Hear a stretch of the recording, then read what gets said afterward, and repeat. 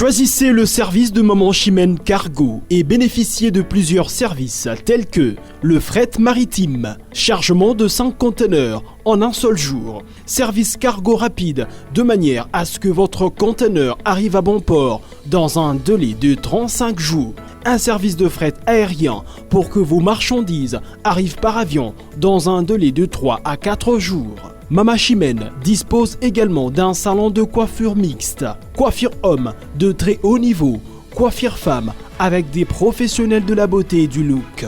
Un salon qui respecte toutes les normes. Chez Maman Chimène, il y a aussi un restaurant qui vous met à votre disposition un petit déjeuner de 8h à 10h tous les jours, ainsi que le grand buffet de 13h à 23h avec une multitude de repas africains. Rejoignez tous le service exceptionnel de Maman Chimène 6 à Dubaï, Moon Royal Hotel, Deira, Maman Chimène Cargo Service, toujours près de vous. On vous accompagne en tout pendant votre séjour à Dubaï. Voilà Bandeko, bonjour, boy, malam mon émission Nabiso, Masolo et Mboka na Dubaï, où est la deuxième émission Nabiso doza na Dubaï Nandeko, Merlin Mampouya, où va te belé va contradire, va te belé va lobby à côté de Félix Antoine Tshisekedi de Chilombo, le président de la République, va tout le monde va lobby à Zamoulouba, va tout le monde va lobby ainsi de suite, maintenant au développer en le na Messie Merlin Mampouya, y a Aza juste analyste politique, Aza au centre, au milieu du village. Les lots lobby là, je l'aime, à faire où il y a résidence, il y a ex-président de la République, le sénateur Avi Joseph Kabila, il y a une mission qui est allée se présenter. Apparemment, Babouka qui coûte pour Bakota, pour qu'il quitte sa bataille dans le quartier à Sekuna, tout lundi, ma déclaration va te belé. Est-ce que ça a été bien fait? Est-ce que le processus a été respecté pour développer un Moulelo? Non, monsieur Merlin, il y a coup d'État au Gabon. Après il a fait 14 ans au pouvoir, son père a fait 40 ans, donc plus de 50 ans au pouvoir, toute la famille Bongo. Aujourd'hui, vous savez très bien qu'il y a déjà président Ali Bongo, il a des difficultés à santé, il a déjà un bras droit où il va nous marcher sous bien, mais il a été réélu président de la République pour un troisième mandat avec plus de 60 voix. Mais la chose la plus inquiétante, et lesquels ils disent que Moutou Oyo a eu élection à plus de 60%. Bassa le coup d'État, peuple Sepeli, peuple Minanzela, malgré que l'opposant des mots lobby eza coup du palais, donc eza régime Pascaline Bongo, Moutouassali Babilo, on a tout ça pour que coup d'État, mais on va développer ça aujourd'hui. Alors nous allons également parler d'un dossier à Goma. Vous nous surtout dossier à Goma, ministre d'État, il y a intérieur. Peter Kazayadagi présent pour le ministre de la Défense, vice-premier ministre de la Défense Jean-Pierre Bemba. Bazalagi na Goma, peuple sifflé, désordre bimikuna, c'est hier lundi on va développer tout ça aujourd'hui, mais en premier lieu, l'ex-président de la République démocratique du Congo, Bakene Obukanda Kune. Merci Merlin Mampouya Mbote. Mbote Ndeko Robert Guetti. Oui, madame na plateau na biso pour la deuxième numéro. Va te va contradire Tshisekedi Makila. Natondi Otondi pour un lingo yandinga susuma iba na émission ya solo ya mboka na Dubaï. OK. Na bozonga mukesi mandenge bandeko balobi nazali Tshisekedi c'était. Mais je suis des bons côtés de l'histoire. Ezali te dikamba Tshisekedi c'est te. Les problèmes ezali ke soki moto asali makambo ya malamu tondi mae. Soki pe moto asali makambo ya malamu te toloba yango.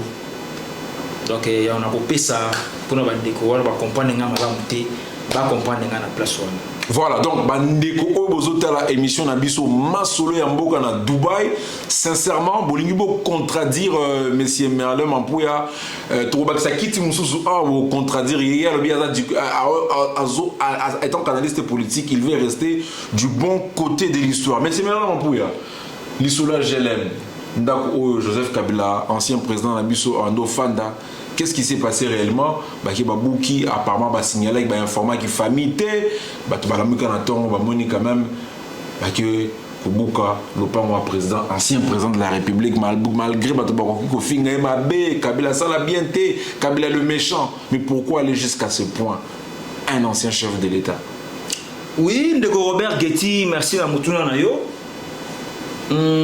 Likambo ya kokende kobuka ndako ya moto ezali d'abord mabe. Ezali lokomoko ya mabe kokende kobuka ndako ya moto ya mibale. Est-ce que bakonzi ya mboka batindaki mokanda te pa ya sénateur à vie ndeko Kabila? Ya misatu babuki. Est-ce que epai wana ezali nzela to ezali nzela te? Eza biyano oyo ba Congolais bazali komituna. Mais na kozonga mwa sima moke kolandela likambo yango sénateur à vie ndeko Kabila ndako na ye ya GLM atie koma na se na mai ya nzela elika wana. Yambo teta mazalaki na bokonzi ya kangaki nzela wana. Kangaki nzela wana pona sécurité na ye. Lelo soki bakonzi entre autres ministère ya ministre ya urbanisme et habitat monique fois fongola nzela wana. Ezali mabete ndeko Robert. Ezali mabe soki mokete ezali mabete. Mais lo lenge nini ye akena yango? Est-ce que visaki ndeko Kabila toti? Mais soki pona ko fongola nzela pona ba Congolais ba saila nzela wana ezali mabete. Ezali mabete na place ezali mabete. Parce que les biens que zo bana biso ne ba en français, les sols et les sous-sols appartiennent à l'État. Mais peut-être le lenge bango ba kei na yango nde ba kei na ngo mabe pambate soki ba visa ki sénateur invité wana ezali mabe. Chaque famille ne soit ba proche. Soki ba visa ki ba proche to famille na te wana ezali mabe. Mais pona ko fongola nzela po ba Congolais baleka ndeko Robert ezali mabe na place wana te. Ils ont quartier Mogeza résidentiel d'abord, première de choses. Ils ont quartier Mogeza très résidentiel, très sécurisé, un quartier de personnes très riches pour ma belle côté na faut à la riche. Donc na banzela tout les gens à Congo, ba autorité ka ibanise ba viser ka nzela wana. Des places pour na tuna mutuna nga. Donc ba ngo batali kaka place wana ga ba mais priorité na biso photo buka ka place. Ndeko Robert Getty na mutuna na yo na koloba kizali bongote. Ezali bongote pambate na mikolo uti koleka to mona ki gouverneur ya ville na vice na ye basala ki opération ya kobuka bandako ezali na nzela. Na koyebisa ke babuka kina ndako ya ancien directeur ya cabinet ya mokonzi akala ndeko kombe ko kimangai. OK. Ndeko Nemi Mwilanya. Babuka kina ndako na ancien directeur ya cabinet ya ndeko Kabila. Babuka kina ndako na ye na GB. Po etongamaki likolo ya terrasse et puis na nzela. Et ça là qui problème té. Wana pesa li problème té. Soki otongi ndako na yo likolo ya nzela ya té ya caniveau ya terrasse to na babala ya l'état. Babuki ndako ya ndeko Kabila té. Balongoli porte wana po ezali na nzela. Koloba ke babandika ndeko Kabila té nga koloba bongo té. Eza bandeko belé na mikolo ti koleka babuka ki bandako na bango. Po bazaki na nzela. Ils ont attaqué ma visée de Kabila té, ils allaient pour na bongoté. Voilà, merci beaucoup de Merlin Mampouya. To clos dossier on a pour ma précision, il y a mes signalements de Kobazan à Kinshasa, pour vérifier si réellement de Mampouya lobby vérité si réellement ben Nzela et Nzela na exista qui place wana. Sinon toko directement toko le Canada deuxième chapitre na biso pour affaire à coup d'état na Gabon. Affaire à coup d'état dans Gabon et suscité par interpellation belé par président belé en Afrique ba bangi parce que ba président belé africain ba na défaut moko. Quand tu l'es au pouvoir, il oublie tout. Il a l'impression de rester au pouvoir jusqu'à la fin de sa vie. Pourtant ce n'est pas ça. Avec la démocratie comme en Europe, comme en Amérique, dans le pays les plus développés, bah tout va coloniser Abisso. Après chaque 5 ans, il y a toujours après chaque 4 ans, 5 ans et on doit toujours respecter le mandat. Alors on a coup d'état où il est qui na Gabon. Mapinga Zubokonzi, étant analyste politique, regarde nous les années en place. Oui, na makambo leki na Gabon, ko moni sama yango, eleki malamuté. Eleki malamuté à liboso. Bandeko ba ke famille Bongo et Kambi Gabon plus de koleka mibu 50. Omar Bongo a ça qui 42 ans na pouvoir. Moi, Ali Bongo a 14 ans dans le pouvoir. Et c'est déjà 56 ans au Kambi Gabon. Deuxièmement, Azaki déjà na koko so malade na nzoto. Pas quoi ko songa les sous dans ma ponamité. ya misatu mapona miango pe akei alongi te ya minei ndeko na ye mwana kasi na ye aye kokamata pouvoir po azali soda te na koyebisa bandeko na biso bagabonais bosepela na coup d'état wana te ndeko ezali mpona défaveur na bino soki armée esepeleki ezwa pouvoir mpona lolenge ndeko Ali Bongo akoki lisusu te ezongisa yango na ndeko Ondo sa ye nde azwaki pouvoir na ndeko Ondo ye nde aganyaki maponami.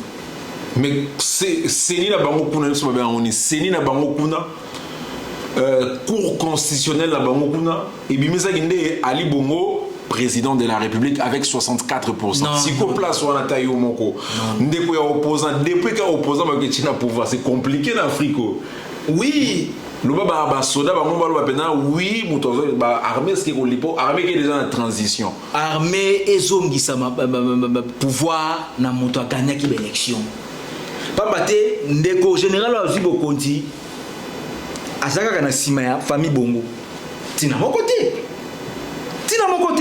ni sola Pascaline Bongo ko na ka c'est ça bo solo tina moko te général azali cousin soki neveu ya Ali Bongo mais le comment côté de Robert Keti. Mais si réellement il a fait ça, est-ce que si réellement il a fait ça, est-ce que Ali Bongo pourrait faire cette vidéo Megnos Mikoulouza na succès? Est-ce qu'il y a sa déclaration un peu ceux qui venaient ça coup ya famille on est bon bien un coup de palais to mona ba coup d'état leki na Afrique ba réaction ya ba tata ba kontina ba longo na ba konti za ndenge mona Ali Bongo te. OK. Deuxièmement, François soutenaka bango aza pena ndenge ya télémité na Guinée na Burkina Faso donc on a dit ça makambo wana comme si auto ba reporto les dessous des cartes ezali comme si moi makambo e bomami na C pour ko battre toujours famille Bongo on va toujours intérêt ba français kati na Gabon bande ko nga ba gabonais bo fongola miso et loko esami na mboka na bino ezali lokola moi j'aime ko ba sali bino bona bo socialité.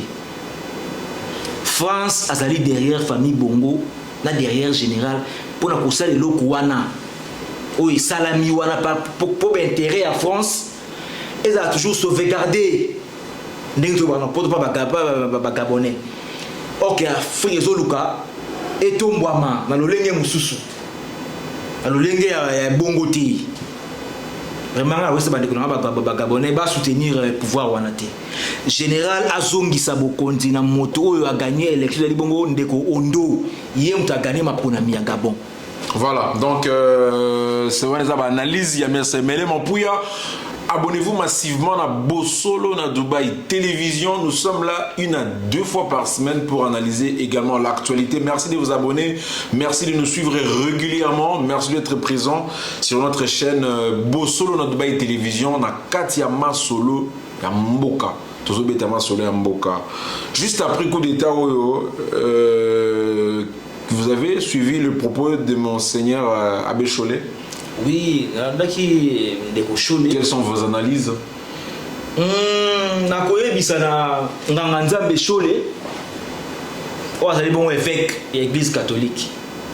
Nakoyebisana yeki mosala na ye ezali ya koteya liloba ya Nzambe. Mosala na ye ezali kosala ke milimo ya bana Nzambe ezwa bokonzi balikulu. Ezali mosala ya politique te.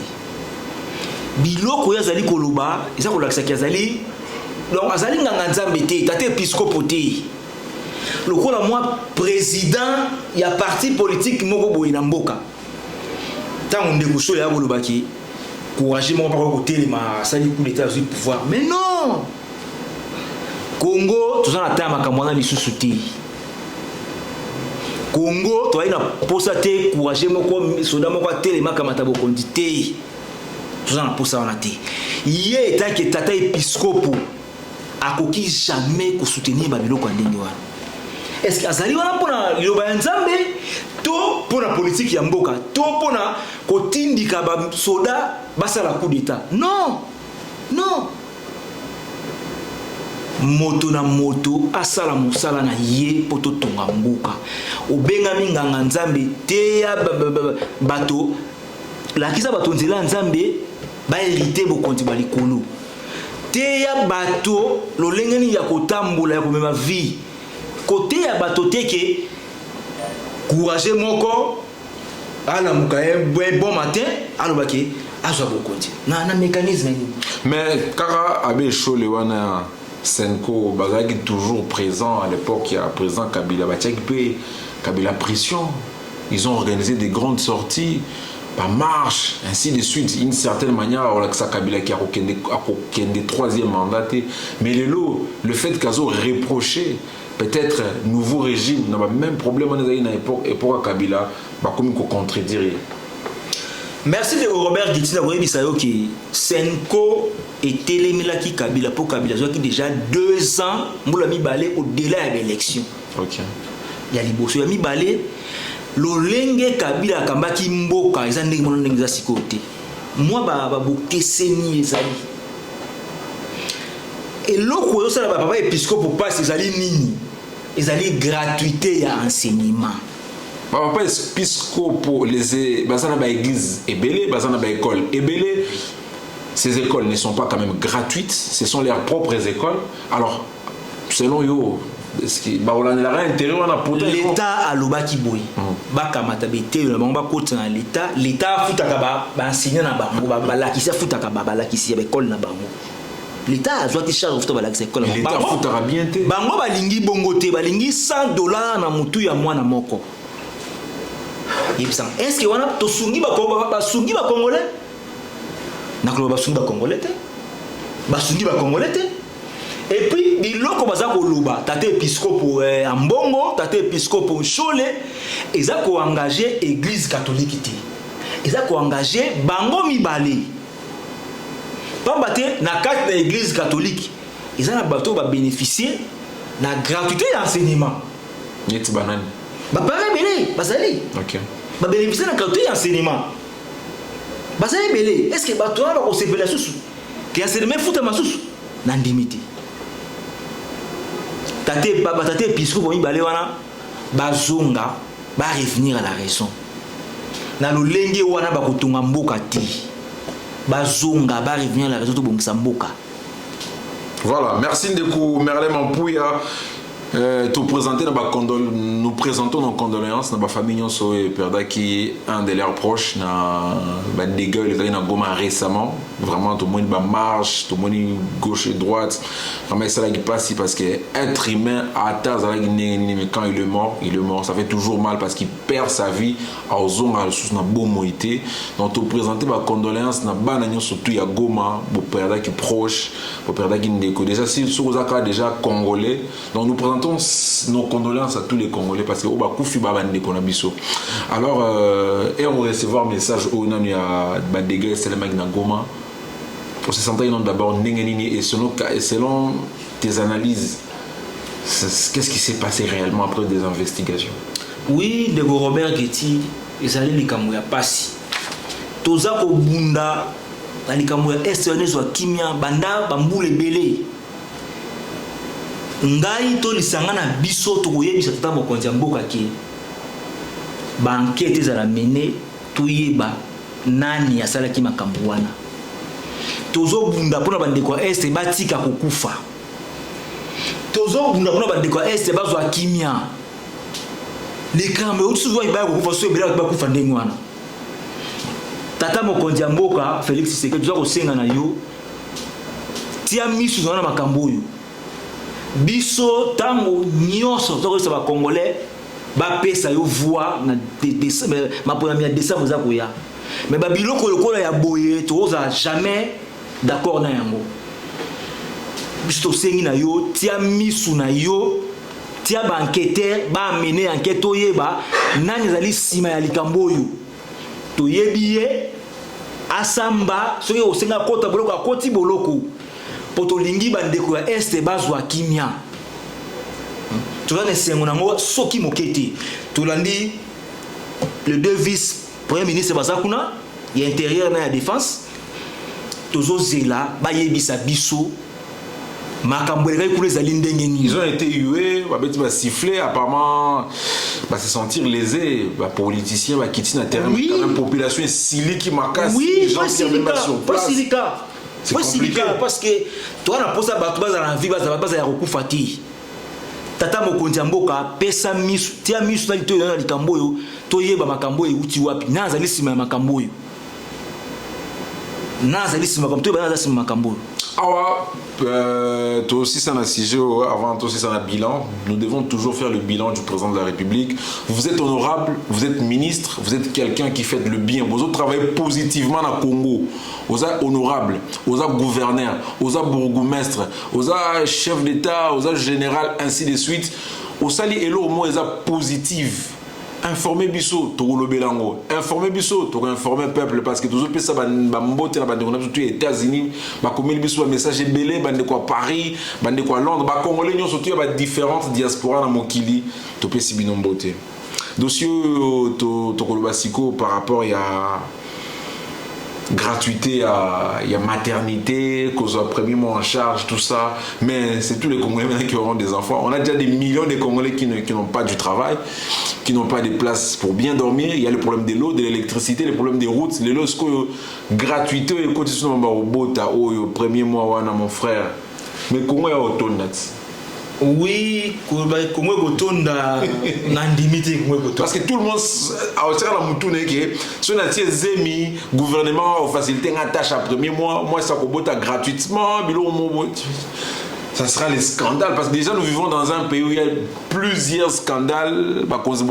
Travail matin, midi, soir, gouvernement, premier ministre Sama Lukonde, ministre Nyon travail de pour au que Warion maintenant travail. Donc tout le monde a négatif à la cima. Oui, IGF n'ande koji la lingete, IGF paysan ils ont contrôlé na dossier où est gratuitement robot, ça sera chaud.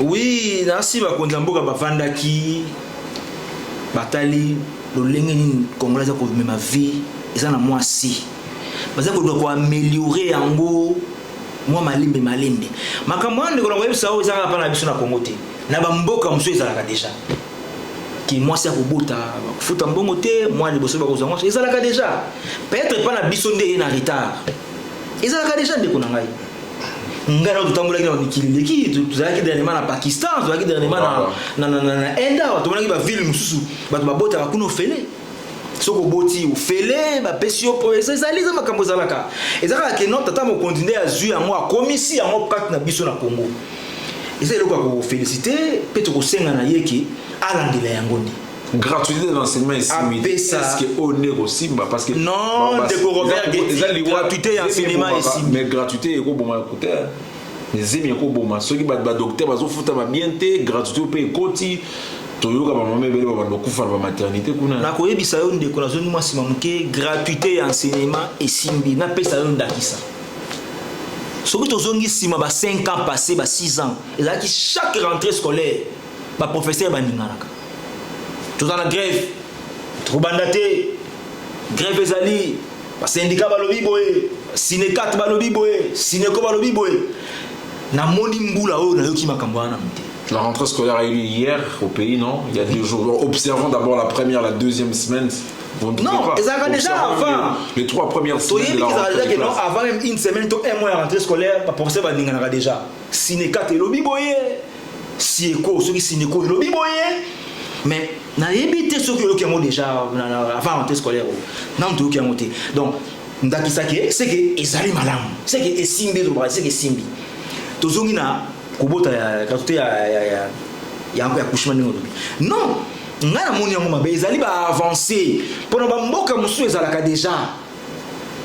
Et continue pas na biso na Congo sika, tata mo kondati yango sika. Ezalaka déjà. Ezalaka déjà na makambo sika te ezalaka déjà. Par exemple, ko luka moya ko sunga peuple congolais malembe parce que pas ezali makasi pe leki makasi. To ko bongisa Congo na 50 ni na 4 ans, même na 10 ans pété. Oh la na mandat na ye abakisi ya ye iloko. Aleki ope ya abakisi ya iloko, ya abakisi ya iloko. Congo ezali partout chantier, dans domaine nyonso za chantier. Et dans la place mon côté déjà qui tourne qui non. Ah déjà OK, ezali na mté. Voilà, déjà. Mais vision tata ko ezali que non, akene nango malembe jusqu'à ce que to comme appelle à niveau bambo comme sundeng basali. Donc ezali kanisi ya mabete que yo non, ezali comme sundeng ya ko appuyer yango. Ministre de la santé azali wana appuyer yango Premier ministre appuyé yango, c'est fini. Voilà, merci Ndeko Merlin Mampouya, Topé Sibino Botondi Ebele Bandeko Bolanda biso na Masolo ya Mboka na Dubaï, Bosolo na biso na YouTube, Bosolo na Dubaï TV sur YouTube, Bosolo na Dubaï TV sur Instagram, sur Facebook. Merci à bazo s'abonner régulièrement. Déjà to komi na suka émission na biso, na Pesimbo te na bato tout Bosolo na biso ba député au na Congo, biso to na Dubaï. Donc, pour la campagne électorale, le service tous les liés et quoi accompagner pour la campagne électorale, nous sommes là. Contactez-nous au numéro qui sont affichés au bas de vos écrans. On va vous orienter parce qu'on a des experts en communication ici à Dubaï, des experts en logistique pour la campagne électorale. Des combien de Mampouya? Ngai bananga suko zaliti. Biso ba Congo zona Dubaï to semi na mkonza mboka. Atia liso na nitombo ba dikwa kufina est. Pour biso to nimai ko pesa ye voix na 2023 na décembre. To nimi ko lisa ba ndeko na biso, ba famille na biso, ba ya na biso, ba pesa ye voix na élection na décembre.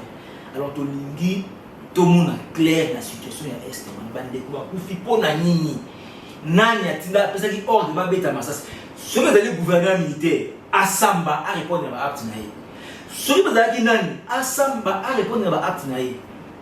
Oh, voilà, merci Bana Bosolo na Dubaï TV, Masolo Mboka na Dubaï. Suivez-nous régulièrement, nous vous donnerons des informations si précises. Portez-vous bien et rendez-vous dans 2 ou 3 jours pour encore une analyse sur base de l'actualité de tout ce qui se passe au pays. Et c'est bien la République démocratique du Congo. Sinon, portez-vous bien et que Dieu bénisse Mboka na biso, RDC et Lokwamakas. Merci. Choisissez le service de Maman Chimène Cargo et bénéficiez de plusieurs services tels que le fret maritime, chargement de 5 conteneurs en un seul jour, service cargo rapide de manière à ce que votre conteneur arrive à bon port dans un délai de 35 jours, un service de fret aérien pour que vos marchandises arrivent par avion dans un délai de 3 à 4 jours. Mama Chimène dispose également d'un salon de coiffure mixte, coiffure homme de très haut niveau, coiffure femme avec des professionnels de la beauté et du look. Un salon qui respecte toutes les normes. Chez Mama Chimène, il y a aussi un restaurant qui vous met à votre disposition un petit déjeuner de 8h à 10h tous les jours, ainsi que le grand buffet de 13h à 23h avec une multitude de repas africains. Rejoignez tous le service exceptionnel de Mama Chimène 6 à Dubaï, Moon Royal Hotel, Deira, Mama Chimène Cargo Service, toujours près de vous. On vous accompagne en tout pendant votre séjour à Dubaï.